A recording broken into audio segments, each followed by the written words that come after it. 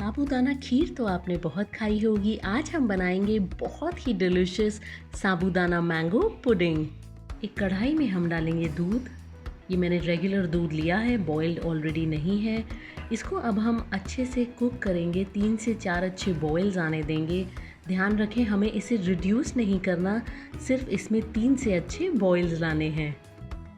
आप देखें दूध हमारा अच्छे से उबल चुका है। आप साइड्स को भी स्क्रैप करें।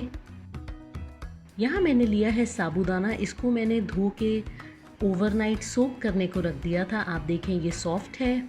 इसको अब हम मिलाएंगे मिल्क में।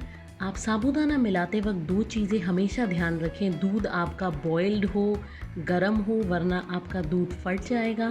सेकेंडली, साबूदाना डालने के बाद आप हमेशा इसको स्टर करते रहें 3 से 4 मिनट तक। अगर आप ऐसे ही छोड़ देंगे तो साबूदाने की टेंडेंसी है वो पैन के नीचे स्टिक हो जाएगा। तो 3 से 4 मिनट तक लगातार हिलाते हुए आप इसे पकाएं। आप देखें अभी ये वाइट कलर का है, बट जैसे जैसे ये कुक होता जाएगा ये ट्रांसलूसेंट हो जाएगा।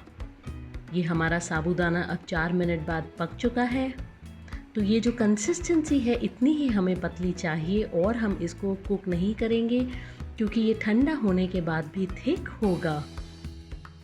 अब हम इसमें डालेंगे चीनी, इलायची पाउडर, बादाम, काजू और उसी के साथ किशमिश। आप इस सबको अच्छे से मिलाएं। अब हम इसे 1 से 2 मिनट और पकाएंगे ताकि जो शुगर है वो कम्प्लीटली डिज़ोल्व हो जाए। अगर आपको नट्स नहीं पसंद तो आप वो स्किप कर सकते हैं। अब हम इसको कम्प्लीटली ठंडा होने देंगे, उसके बाद मैं आपको बताऊंगी आगे का स्टेप। तो आप देखें ये बिल्कुल हमारी ठंडी हो चुकी है। आप कंसिस्टेंसी भी देखें तो अब ये गाढ़ी है। अब हम इसमें डालेंगे मैंगो पल्प। ये मैंने मैंगो को मिक्सर ग्राइंडर में प्योरे कर लिया है। मैंगो डालते वक्त आप हमेशा ध्यान रखें जो आपकी साबूदाना पुडिंग है वो ठंडी हो। अगर आप गर्म में डाल देंगे तो वो फट सकती है, जो मिल्क है वो कर्डल हो सकता है। तो जो मैंगो की स्वीटनेस है, जो कलर है, वो डिटरमाइन करेगी आपकी इस पुडिंग का कलर। अब हम इसमें डालेंगे चॉप्ड मैंगोज़ और उसी के साथ बनानास। मुझे ये 2 फ्रूट्स बहुत पसंद हैं। इसमें आप अपनी पसंद के भी कोई भी फ्रूट्स इसमें डाल सकते हैं। तो बहुत ही डिलिशियस बाइट और टेस्ट आता है इन फ्रूट्स का इस पुडिंग में। अब मैं इसको फ्रिज में रखूँगी ठंडा करने के लिए, उसके बाद हम इसको सर्व करेंगे। तो एक ग्लास में अब आप डालें हमारी साबूदाना पुडिंग। उसके बाद हम इसमें डालेंगे अनार। ये मुझे अगेन बहुत पसंद है, बट अगर आपको अनार नहीं पसंद तो आप इसे स्किप कर दें। उसी के साथ अब आप डालें थोड़े से मैंगोज़ और फिर उसके बाद फिर से हमारी साबूदाना पुडिंग। ये असेंबल करके जब आप प्रेजेंट करेंगे या खाएंगे, दिखने में बहुत अच्छी लगती है। तो आप इसे ज़रूर ट्राई करें। आप इसे व्रत में खा सकते हैं, नवरात्रों में खा सकते हैं। ये बहुत ही मज़ेदार और डिलिशियस लगती है। अगर आप चाहते हैं मैं और भी ऐसी इनोवेटिव रेसिपीज़ आपके लिए बनाऊं तो वो भी मुझे ज़रूर बताएं। बिल्कुल बाज़ार जैसी मैंगो फ्रूटी आज हम बनाएंगे बिना किसी प्रिजर्वेटिव्स के, बहुत सिंपल स्टेप्स में। तो एक कढ़ाई में हम डालेंगे फुल्ली राइप्ड जूसी मैंगोज़ और उसी के साथ कच्चा आम।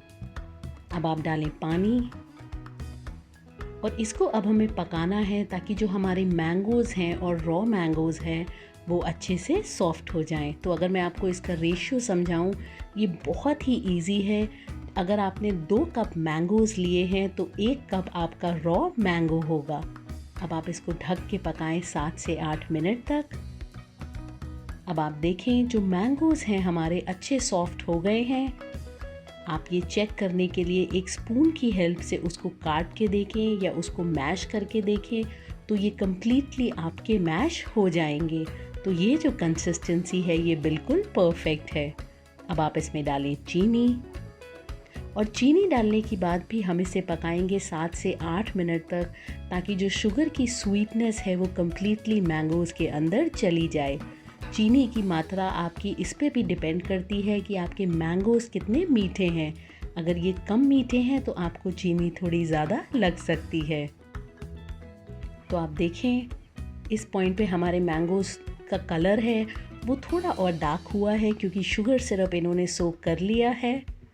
तो ये जो कंसिस्टेंसी है ये बिल्कुल परफेक्ट है। अब आप गैस को करें बंद और इसको हम स्ट्रेन करेंगे। अब इन मैंगोज़ को हम कम्प्लीटली ठंडा होने देंगे, उसके बाद हम इनको ग्राइंड करेंगे। आप ध्यान रखें ये जो शुगर सिरप वाटर है इसको हमें फेंकना नहीं है, ये हम आगे यूज़ करेंगे। तो इसको मैंने निकाल लिया है एक मिक्सर ग्राइंडर में और अब एक पूरा सॉफ्ट एकदम परफेक्ट पल्पी हो जाने तक हम इसको ग्राइंड करेंगे। आप देखें, अगर मैं आपको टेक्सचर दिखाऊं ये बिल्कुल सिल्की स्मूथ है जो हमें चाहिए। तो अब उसी बोल में जिसमें हमारा शुगर सिरप था हम फिर से रखेंगे हमारा स्ट्रेनर और जो पल्प है उसको हम स्ट्रेन करेंगे। ये कम्प्लीटली ऑप्शनल है बट मैं पसंद करती हूँ ये करना ताकि अगर कुछ मैंगोज़ में फ़ाइबर ज़्यादा होता है तो वो सारे स्ट्रेन होके निकल जाएंगे। अगर आपके मैंगोज़ में फ़ाइबर नहीं है तो आप ये प्रोसेस को स्किप कर सकते हैं। अब अगर आप देखिए हमने सबको स्ट्रेन कर लिया है, मेरे मैंगोज़ में ज़्यादा फाइबर नहीं थे तो यहाँ पे हमें नहीं दिख रहे। अब इस मिक्सचर को हम करेंगे कम्प्लीटली मिक्स। तो ये अभी हमारा कॉन्सेंट्रेटेड है। अगर आप कलर देखिए इसमें बहुत प्यारा आया है। अगेन ये डिपेंड करता है आपके मैंगोज़ पे। तो इस पे अब मैं डालूँगी और ठंडा पानी बिकॉज़ ये अभी बहुत ही इसका टेक्सचर थिक है।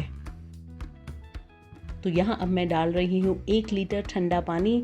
आप 1 लीटर से 1.5 लीटर तक डाल सकते हैं डिपेंडिंग ऑन आपको कितनी थिक कंसिस्टेंसी चाहिए।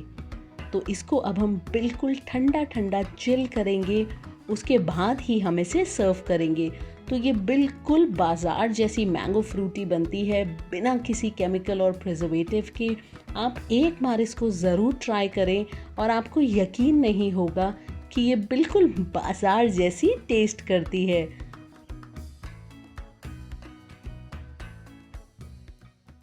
इन समर्स में आप बनाएं बड़े और बच्चों सभी का फेवरेट मैंगो कस्टर्ड। ये रेगुलर फ्रूट कस्टर्ड के मुकाबले बहुत ही बढ़िया है। यहाँ मैंने लिया है वेनिला कस्टर्ड पाउडर और इसमें अब मैं डाल रही हूँ ठंडा दूध। आप ध्यान रखें कभी भी आप गर्म दूध नहीं डालें वरना कस्टर्ड पाउडर में लम्स आ जाएंगे। तो आप रूम टेम्परेचर या कोल्ड मिल्क डालें। ये अब बिल्कुल तैयार है। अब हम पकाएंगे हमारे दूध को। तो यहाँ मैंने रेगुलर दूध लिया है।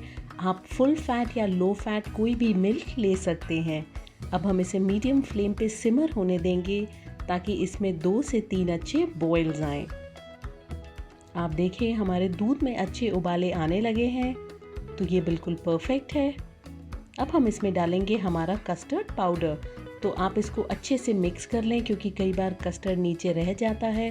और अब आप लगातार स्टर करते हुए कस्टर्ड डालें। ये अगेन बहुत इम्पॉर्टेंट है। अगर आप ऐसे ही डाल देंगे और स्टर नहीं करेंगे तो इसमें गुठलियाँ पड़ सकती हैं। अब हम इसे कुक करेंगे 4 से 5 मिनट तक ताकि कस्टर्ड अच्छे से कुक हो जाए। आप देखें 4 से 5 मिनट बाद ये थोड़ा थिक हो गया है। आपको कैमरा में अभी कलर अच्छा नहीं दिख रहा, इसका बहुत प्यारा येलो कलर आया है। तो ये कंसिस्टेंसी परफेक्ट है। अब हम इसमें डालेंगे चीनी, बादाम, काजू और किशमिश। अब हम इसको अगेन 1 से 2 मिनट तक पकाएंगे ताकि जो चीनी है वो सारी डिज़ोल्व हो जाए। मैं कस्टर्ड को बहुत थिक नहीं करती बिकॉज़ ये ठंडा होने के बाद भी गाढ़ा होता है। तो बस अब 1 से 2 मिनट पकाने के बाद हम गैस को कर देंगे बंद और इसको कम्प्लीटली ठंडा होने देंगे।